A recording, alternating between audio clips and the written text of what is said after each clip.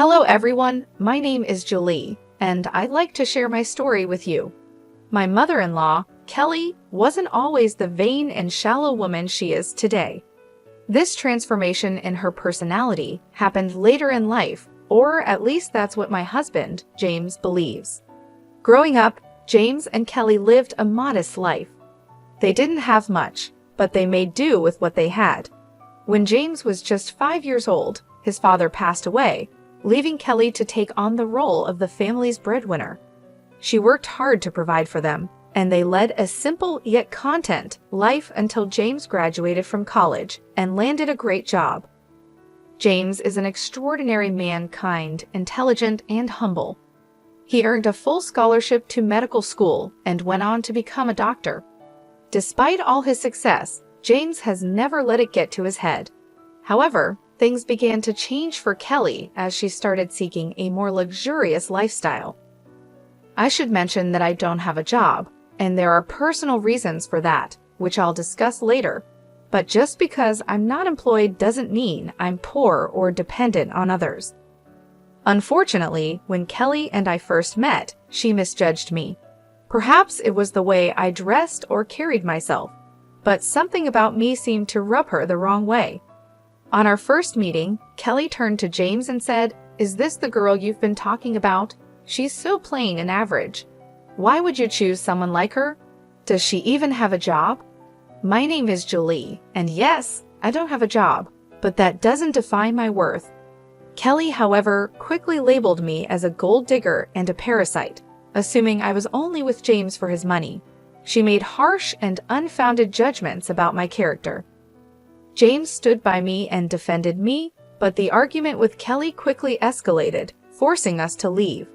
On the drive home, James apologized for his mother's behavior, admitting that she had crossed a line.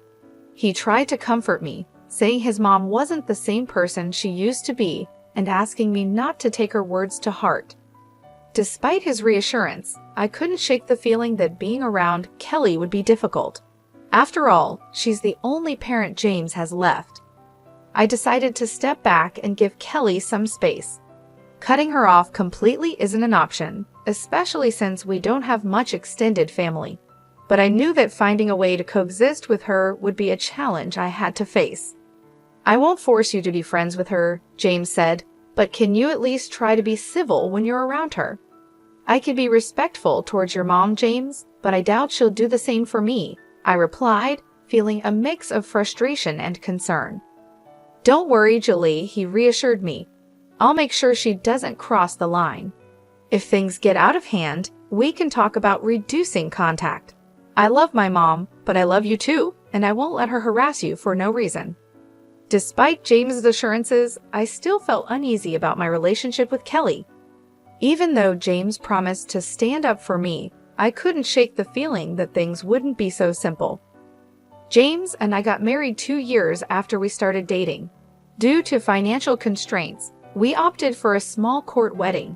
At the time, James was sending a significant amount of money to Kelly every month, claiming it was for emergencies. Even after our marriage, he continued to send her money, which strained our finances. I didn't object because I believed he had the right to support his mom, but it wasn't long before Kelly became a real problem in our lives. She often spoke ill of me, gossiping with her friends and spreading rumors that I was a gold digger. At first, I tried to ignore it, but as the rumors began to affect my reputation, it became harder to brush off. Despite James's efforts to defend me, Kelly never treated me kindly. She seemed convinced that I wasn't good enough for her son. Then, one day, James came to me with surprising news. "My mom wants to invite you to a small party she's hosting," he said. I was immediately skeptical. "Why would she invite me when she clearly dislikes me?" I asked, not hiding my doubts. James explained, "She promised me she's trying to improve and wants you to be there." I know it seems odd, especially with her recent financial struggles, but she assured me she managed somehow. Despite my concerns, I agreed to attend the party. James was hopeful that his mom was making an effort, and I wanted to keep an open mind. I truly wanted us to mend our relationship and maybe even become friends. though I had serious doubts about whether Kelly would ever see me as more than an obstacle in her son's life. The next day, Kelly texted me, and I'd assumed it was to formally invite me to the party. However, her message took an unexpected turn. She started by talking about the party, which she planned to host at a 5-star hotel that everyone had been raving about. She seemed thrilled, promising her friends a fantastic time and planning to invite around 21 people. Curious about the details, I asked Kelly if I was invited to the party, especially since James had assured me that I was welcome. To my surprise, Kelly's response was laced with arrogance and disdain. She made it very clear that I was not invited, emphasizing how exclusive the event was due to her wealth, family status, and the supposed high-class nature of her friends. I was shocked and confused. James had genuinely believed that Kelly intended to invite me, and now I was faced with this unexpected coldness. When I mentioned my assumption that I was invited, Kelly responded with condescending remarks, implying that I wouldn't understand the complexities of planning such an event. Despite feeling hurt, I decided to maintain my dignity. I calmly acknowledged her message and made it clear that I wouldn't attend if I wasn't wanted. Kelly reiterated her stance, once again highlighting her class and status. It took all my strength to resist the urge to respond with anger. Disappointed and hurt, I chose not to share this incident with James. Instead, I decided to quietly wait for the day of the party. As the day of the party approached, Kelly, oblivious to the emotional impact of her actions, sent me a picture. It showed her and her friends dressed in designer outfits, flaunting their wealth and status on social media. I chose not to respond, instead focusing on my work and waiting patiently for what would happen next. After about 5 hours, I received a call from my dad. Here's a little confession. My dad owns the very hotel where Kelly was hosting her party. Unbeknownst to Kelly, 5 years ago, I inherited a substantial amount of money from my grandfather, which I wisely invested in my dad's business. As a result, I now receive a share of the profits from the hotel and other family-owned ventures. Despite coming from a well-off family, I've always preferred to keep this low-key, which is why Kelly had no idea about my background or the high cost of the 5-star hotel she had chosen for her party.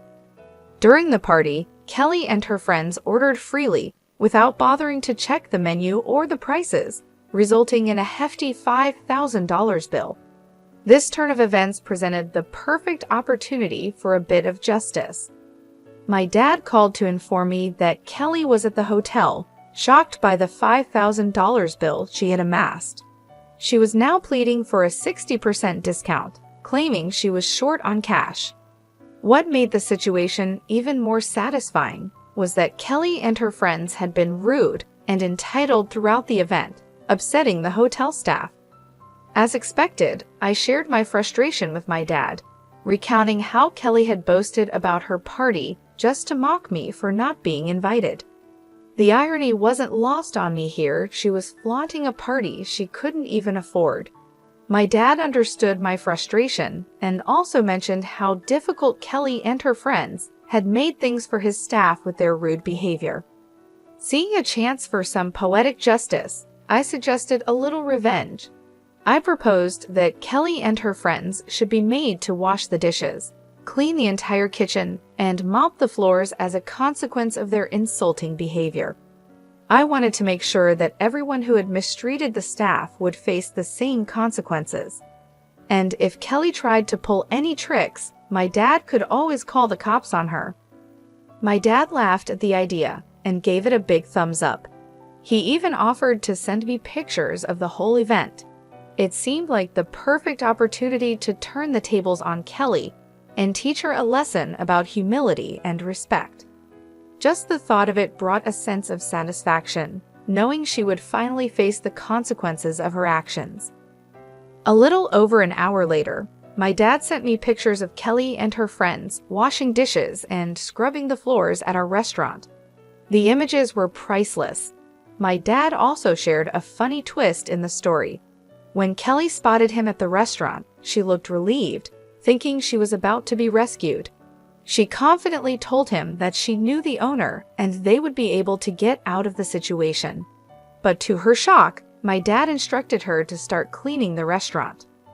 Kelly was stunned and tried to protest, but my dad quickly reminded her that since she didn't consider me family, he didn't consider her family either. It was a hilarious turn of events, and while I wish I could have been there to see it in person, the pictures were more than enough to make my day. A little while later, James came home looking visibly upset. I could tell that Kelly had already contacted him and likely twisted the story to suit her narrative. As he approached me, he immediately questioned what he had heard something about my dad making his mom wash dishes at the restaurant. I calmly explained the situation to James, letting him know that what happened was standard practice for us in such scenarios. Kelly had gone to our family's restaurant, racked up a $5,000 bill, and then claimed she only had $2,500 to pay. On top of that, she had harassed the staff, and her entire party had been a nightmare to deal with. Given the circumstances, I believed the consequences were more than fair. James seemed surprised by this and asked who Kelly had taken with her and what they had ordered. I informed him that she had taken 21 people and they had ordered a lot, especially the most expensive items on the menu. He expressed disbelief, saying that Kelly had told him she was only taking 5 people and had even invited me, but I had declined. I quickly clarified that things hadn't happened that way at all and showed him the text messages Kelly had sent me. James, wanting to fully understand the situation, asked to see the bills and the texts. I handed him my phone so he could read through everything, and my dad also sent him copies of the bills. To further illustrate what had gone on, I showed him pictures of the extravagant party Kelly had thrown. As James looked through the evidence, his anger grew. He immediately called Kelly to confront her, asking why she hadn't told him the full story. Kelly tried to downplay the situation, claiming she had only mentioned being short on cash and accused me of twisting the story to sabotage her. James wasn't having any of it. He pointed out that not only had she declined my invitation, but she had also insulted me by saying I wasn't classy enough for her. Kelly attempted to brush it off as a harmless joke, but James wasn't buying it. He pressed her on why she would spend thousands of dollars on a lavish party with friends while simultaneously disrespecting his wife. Kelly was left stumbling over her words, trying to justify her actions, but James made it clear that he was disappointed and shocked by her behavior. He couldn't believe she had spent $5,000 on food and drinks while treating me with such disdain. "I made a mistake by giving you money whenever you asked for it, Mom," James said firmly. "But guess what? I'm not giving you any more money ever again." Kelly, taken aback, responded, "But James, you've been so supportive for so long. You can't just stop now. It was a one-time mistake. Why are you overreacting?" "No, Mom, I'm not overreacting," James replied, his voice steady. "This isn't a one-time mistake. If you can't even consider my wife as family, I don't want anything to do with you. I kept hoping you'd change your mind, but you never did. I'm not going to pay you just so you can insult my wife and call her classless, especially when she has sacrificed so much to support you. This ends now." With that, James ended the call and blocked Kelly's number. He turned to me with deep regret in his eyes and apologized profusely for getting angry at me without knowing the full story. I forgave him because, in the end, he stood up for me when it really mattered. We had a serious discussion about Kelly and agreed that she would no longer be a part of our lives, at least for the time being. Although James is now a wealthy man, he understands the importance of staying humble. He found Kelly's behavior completely unacceptable, especially since it was directed towards me. I wholeheartedly agreed it was unfair, and I was ready to remove her from our lives for good. In the days that followed, Kelly's desperation grew. She realized that her own actions might have permanently damaged her relationship with her son, sending her into a state of panic. She started showing up at our house, demanding to speak with James. Each time she was turned away at the door, her demands turned into pleas and eventually into outright begging. Despite having a job, Kelly's income wasn't enough to support the high-end lifestyle she had become accustomed to over the years. Now, with James cutting her off financially, she found herself struggling. Meanwhile, instead of continuing to support Kelly, James chose to invest some of his funds into my dad's business, helping him open new hotels and restaurants in the neighborhood. Kelly was left to face the consequences of her actions, realizing too late that her behavior had cost her more than just money, it had cost her the relationship with her son. We do have plans to expand our hotel business into bigger cities, but we'll have to take things one step at a time and see what the future holds. There's a lot to consider when making such a big move, and we want to make sure everything is done right. Since James stopped sending money to Kelly, her life has taken a significant turn. She was used to living a much more comfortable and extravagant lifestyle, but now things have changed dramatically for her. Without the financial support from James, Kelly found it increasingly difficult to maintain her rented condo. The bills started piling up, and she quickly realized that her own income wasn't enough to cover the high costs she was used to. After struggling to make ends meet, she finally decided to end her lease and move into a much smaller one-bedroom apartment. Now, after paying all her bills, she barely has any money left for anything extra. The luxuries she once took for granted are no longer within her reach.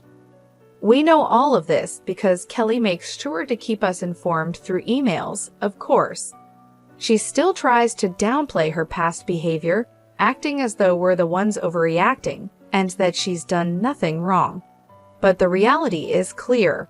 Her actions have led to this situation, and as a result, she'll be out of our lives for the foreseeable future. Just a month ago, I discovered that I'm pregnant, and James and I couldn't be happier. This news has brought so much joy into our lives, and we're completely focused on preparing for the arrival of our little one. We've been busy planning every detail, from setting up the nursery to making sure we have everything we need for when the baby comes. It's an exciting and busy time, but we wouldn't have it any other way. Honestly, I'm relieved that our child won't be exposed to the kind of negativity and shallowness that Kelly represents. As we prepare to welcome our baby into the world, I'm determined to protect our child from any harmful influences, especially from someone who has shown such little regard for others.